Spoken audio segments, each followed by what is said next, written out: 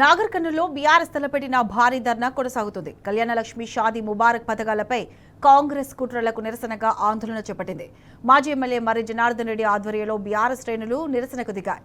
స్థానిక గాంధీ పార్క్ నుంచి అంబేద్కర్ చౌరస్తా వరకు భారీ ర్యాలీ తీసి అక్కడే ధర్నా రాస్తారోకో చేపట్టారు. ఈ ధర్నాలో మహిళలు, నాయకులు, కార్యకర్తలు పెద్ద సంఖ్యలో పాల్గొన్నారు. కళ్యాణలక్ష్మి షాదీ ముబారక్ పథకాలను యథావిధిగా కొనసాగించాలని బీఆర్ఎస్ ముక్తకంఠంతో డిమాండ్ చేసింది.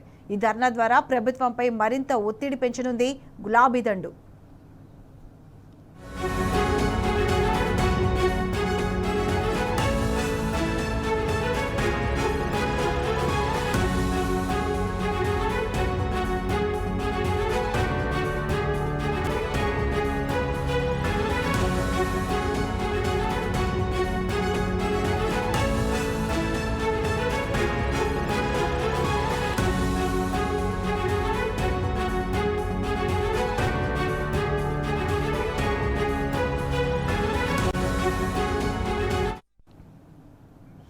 ఇదే అంశానికి సంబంధించి పూర్తి అప్డేట్స్ మా ప్రతినిధి శేఖరాచారి నాగర్ కర్నూలు నుంచి లైవ్లో అందిస్తారు.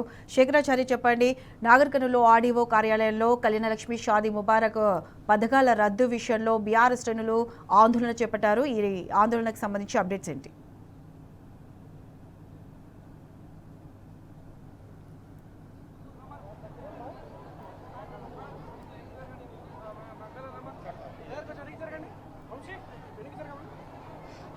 శేఖరాచారి, చెప్పండి.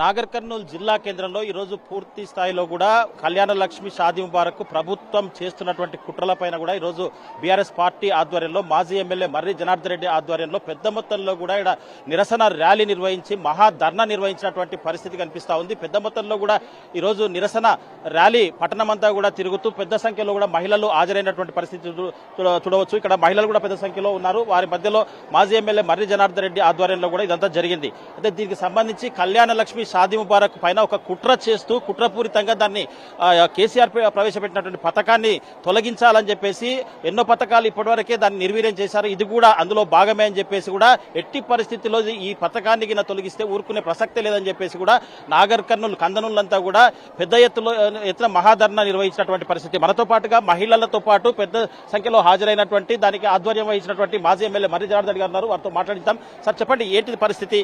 ఒకవైపు పోలీసులు అడ్డుకునే ప్రయత్నం చేస్తున్నప్పటికీ కూడా ప్రజల మధ్యలో తర్వాత మహిళలు పెద్ద సంఖ్యలో తరలి వచ్చేసి ఈ కార్యక్రమం మహాధర్నాను సక్సెస్ చేసినటువంటి పరిస్థితి కనిపిస్తా ఉంది.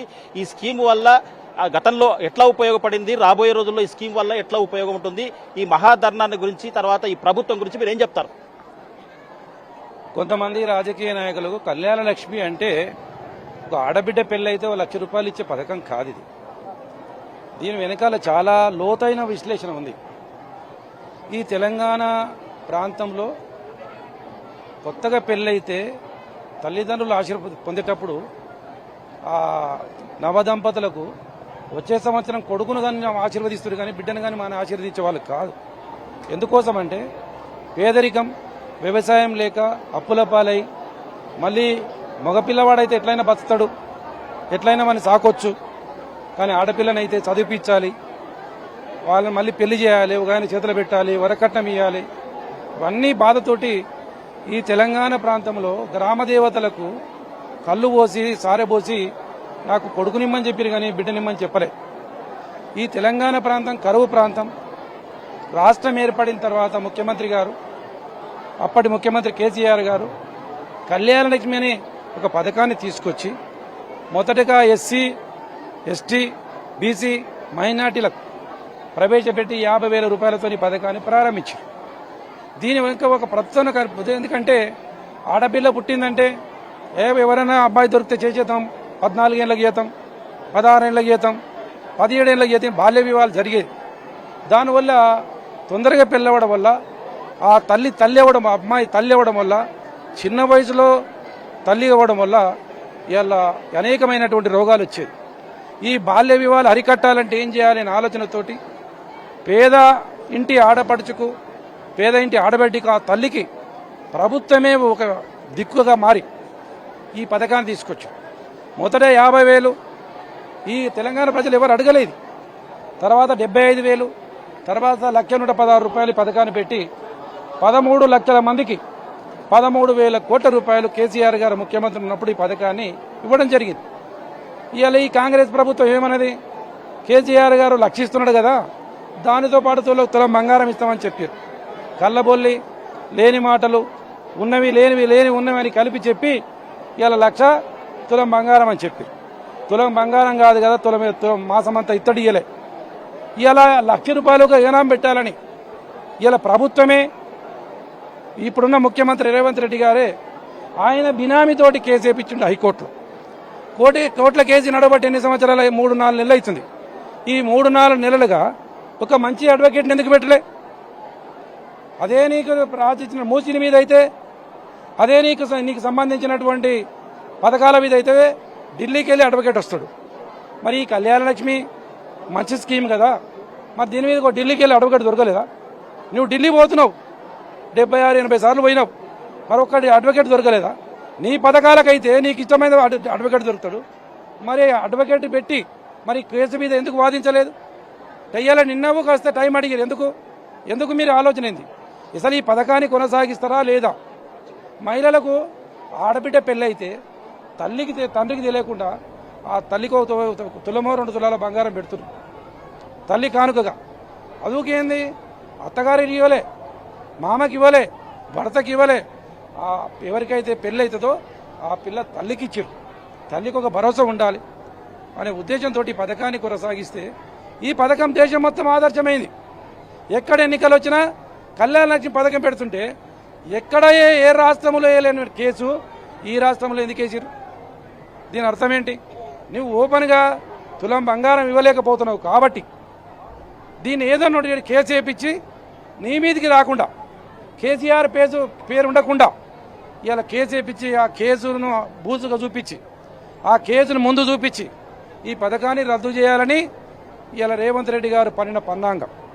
ఇలా ఎమ్మెల్యేలు ఉన్నారు, మరి ఏం చేస్తున్నారు? ఎమ్మెల్యేలు మేము అదే చెప్పినాం. ఎక్కడ ఈ తెలంగాణ రాష్ట్రంలో రాబోయే రోజుల్లో ఈ కళ్యాణ లక్ష్మి పథకాన్ని ఆపితే లోకల్ ఏ గ్రామంలో ఎమ్మెల్యే తిరగలేడు. మహిళల ఆగ్రహానికి గురి కావాల్సి వస్తుంది. ఇది మహిళలకు ఇష్టమైనటువంటి పథకం. ఆ పథకాన్ని మనం రద్దు చేసినాం. పోనీ 2,500 ఇచ్చినవా? అది లేదు. మహిళలకు 4,000 ఇచ్చినవా? అది లేదు. రైతులను మోసం, యూరియాకు లైన్లు నిలబడాలి, కరెంటు కొరతలు వచ్చినాయి, కరెంటు బాధలు, ఇక ఉన్నటువంటి స్కీములు బంద్ చేసుకుంటూ ఇలా కాలయాపన చేస్తున్నారు. కాబట్టి ఇలా ఒక్క పిలిపించిన మేము ఆడవాళ్ళు ఇలా అత్యధికంగా రాష్ట్రంలో ముఖ్యంగా చెప్పండి, మహిళా సాధికారత ప్రభుత్వం అని చెప్పేసి కాంగ్రెస్ వాళ్ళు చెప్తా ఉన్నారు.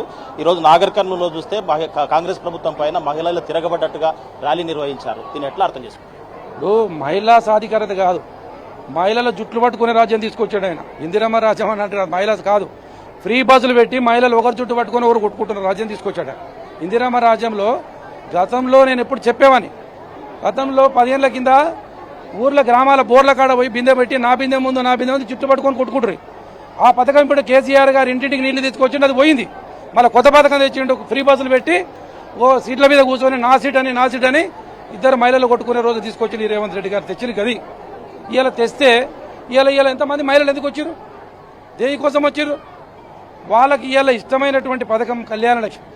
ఆడబిడ్డ పెళ్ళైతే తులమ మాసం పెట్టుకోవాలనుకుంటే ఆ పథకానికి ఒక బంది. నువ్వు తులం బంగారం మొత్తానికి మోసం చేసినావు. కనీసం 1,00,000 రూపాయలు ఇవ్వకుండా కేసీఆర్కి పేరు వస్తుంది. కళ్యాణ లక్ష్మి అంటే కేసీఆర్ అంటే కళ్యాణ లక్ష్మి. ఆ పథకాన్ని రద్దు చేయాలనే ఉద్దేశంతో దీని వెనుక కుట్రబన్ని నీకు సంబంధించినటువంటి వ్యక్తులతో కేసు వేయించి ఇవాళ కళ్యాణ లక్ష్మి పథకాన్ని రద్దు చేయాలని చూస్తున్నారు. రద్దు చేస్తే ఖబర్దార్, తప్పకుండా మహిళల ఆగ్రహానికి గురి కావాల్సి వస్తుంది. తప్పకుండా ఈ పథకాన్ని కొనసాగించాలి అని మా డిమాండ్. ఒకటే కాకుండా కళ్యాణ లక్ష్మి ఒకటే కాకుండా రైతు బీమా కూడా చాలా మంది రైతులకు ఆపద సమయంలో తర్వాత ఇంట్లో చనిపోతే ఉపయోగపడింది. వారం రోజుల్లో కేసీఆర్ గారు ప్రవేశపెట్టినటువంటి 5 లక్షలు అందేటివి. కానీ అది కూడా ప్రీమియం కట్టనటువంటి పరిస్థితి. ఇది ఒకటే కాదు, సాగునీళ్ళు ఒక వైపు రావట్లేదు, 24 గంటల కరెంట్ అని చెప్పారు, అది కనీసం 12 గంటలు వస్తుందని చెప్పేసి రైతులు నెత్తినోరు కొట్టుకుంటున్నటువంటి పరిస్థితి కనిపిస్తుంది. ఒక యూరియా యాప్ తీసుకొచ్చారు, ఇప్పుడు అన్ని అంటే మొత్తం ఎరువులన్నీ కూడా ఆ యాప్లోనే బుక్ చేసుకోవాలని చెప్తున్నారు. మరి ఇవన్నీ కూడా ఇట్లా ఈ రకంగా ప్రవర్తిస్తూ ప్రభుత్వము ఒకవైపు రైతుల నాటి విరుస్తూ ఉంది, మహిళల నాటి విరుస్తూ ఉంది, ఒకవైపు రోడ్ల మీదకి ఎక్కి రైతులంతా మహిళలంతా కూడా వస్తూ ఉన్నారు. ఈ సమయంలో మేము 24 గంటల కరెంట్ ఇస్తున్నాం, అన్ని సక్రమంగా చేస్తున్నామని చెప్పేసి స్వయంగా సీఎంఏ చెప్తున్నాడు. దీన్ని ఎట్లా అర్థం చేసుకోవచ్చు? నేను ఒకటే చెప్తున్నా ముఖ్యమంత్రి గారికి, నీవు వస్తావా, నీ అధికారులు వస్తారా, మీ ఎమ్మెల్యేలు వస్తారా?